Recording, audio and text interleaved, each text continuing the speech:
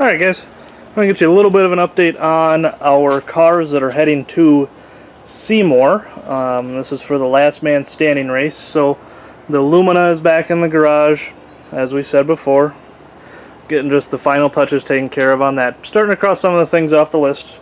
We got threaded rod going through, just through the core support.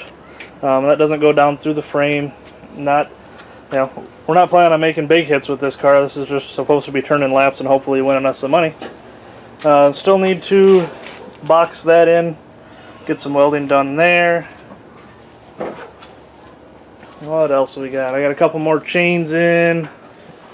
Starting to get things closed up. We've managed to run out of gas on the torch. We've ran out of oxygen, acetylene, and we're getting close to not having any welding gas either. So we're trying to make sure that we can burn them out so I have a real expensive trip to the gas place. I got my computer secured up there. You can see that. So fairly tight, well in place, not too concerned. Like we said, not making huge hits with this thing, hopefully. Never know, obviously. And the little fuse box secured out of the way also. What else have we crossed off? We got that threaded rod in the hood. Got a hole cut in the hood. You can see that. Let's see. Tank holder. Decided not to do a tank holder. Tank is bolted to the floor right there. It's underneath the post-to-post bar, so I'm not really thinking that it's going to be in too dangerous of a place. I don't foresee them having an issue with that. I mean, obviously we use M&M Boys tanks, so they're pretty solid. They're definitely well built. So those guys do a heck of a job. Tank obviously is in. I'm working on doing my window chains right now, and then I'm not sure what I'm going to do after that.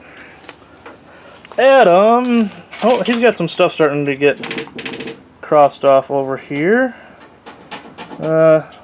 He crossed off oil. That makes me nervous. I think I'm going to do the oil change after the race before the Derby. Did you get the intake plug done? Yep. The right way? Yep. Fender, we'll take a look at that. He's got a throttle made. I'll show you that. Starter shim ended up not being the starter, so we're safe there. You can see he pounded the driver's door over here. He's stealing the emblem. So here's that throttle that he hooked up. This is a little bit different way to go about it, but you can see where she connects right there, and goes all the way back to the firewall there. So that's the stock linkage that came in the Ford there, and then we just got a really hard piece of aftermarket wire with a sleeve on it, and I'll bend those ends over a little bit more, but I wanted to make sure it was adjusted where I didn't have a throttle sticking on me. But this way it actually pulls tight, and then it goes just a little bit loose whenever you got it off the floor, so that way it doesn't hang up on anything. Oh, let's see, we got some padding done for the radiator. The radiator's strapped in. What are we working on inside the car, Adam? Inside is all wired up. We're done. I'm stuck though. Okay. He's got his tank generally in the same spot. I don't think his is bolted down yet. No. Tranny cooler is happy. No leaks, no issues with the lines there. Of course, he's making his lines look pretty. There's the fuel pump. Is that mounted yet? I gotta put the 2 tappers in it. Alright. But it's all wired. There's 3 hoses running up. So we're not running it out of a gas can anymore. He's got 2 batteries sitting in there. I'm assuming he'll be running a 2 battery setup in this one also. Have you done anything? Oh yeah, I'll move this out of the way. I can show you the fender here. Got this side bolted. Gave ourselves a little bit more clearance, and 9-wired that one back in place. Plated the full driver door there, and then there. Apparently he got sick of cutting, so he actually heated these ones. You can see why we're out of gas. And contour it to the door. So definitely making some progress. Oh, yep, we added some tape, which real important job. That's what he's working on now. Anything else I missed that you've done to this thing? We got a new breather. Oh yeah, switched out the giant Mansfield breather with one of the smaller ones because the big one was just a little bit too much. It was pinching the fuel line over there and too close to the headers. Hitting the throttle also. So she smokes a little bit when we fire her up out of 1 cylinder, but it goes away instantly. We did find that concern, that noise that it was making is actually in the tranny. It's not in the starter like we may have thought. So we've done a little bit of research, and basically we're at a point of, yeah, might as well give her a run and see what happens. So that's where we're at now, guys. We're going to keep plugging away here a little bit, and we'll get you one more update here before we call her a night. Alright, we are starting to get some stuff crossed off the list. She's looking better. Got the back glass all cleaned out. Obviously this window is out. Haven't put the tunnel back in yet, not exactly sure what the plans are there. Tank is bolted down. Pump is secure. Window, we didn't go with chains, went with bars on Adams. All coming together.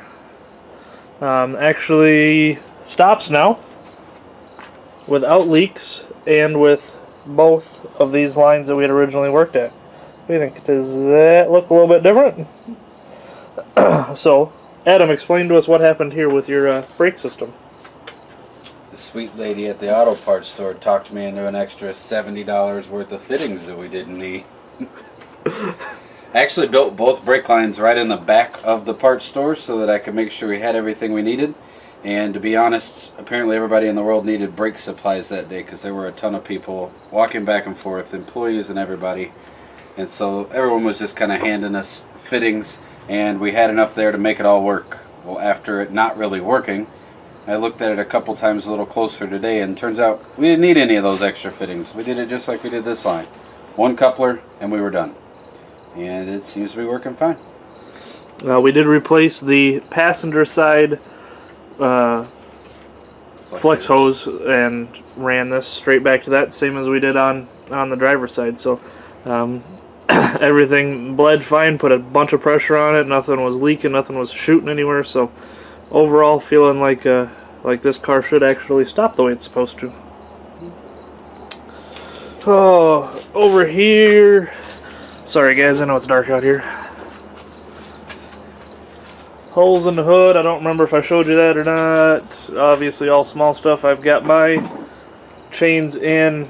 Really all I have left to do is get my fuel pump and lines run, and this car is ready to go. So cars 4 last man standing race in Seymour are definitely looking closer and closer to happy, ready to go. Not a whole lot of steps left. I'll be right back out here tomorrow morning. We'll get some more filming done. I got to make a trip out to the barn, rob a few parts to get a pump and the stuff that I still need, and these things will be ready to roll. So we'll probably only see one more update before these cars are loaded up and ready to go to the Derby, guys. We appreciate you tagging along on these ones. We've definitely put some hours into this car, especially. This thing's been a huge learning experience.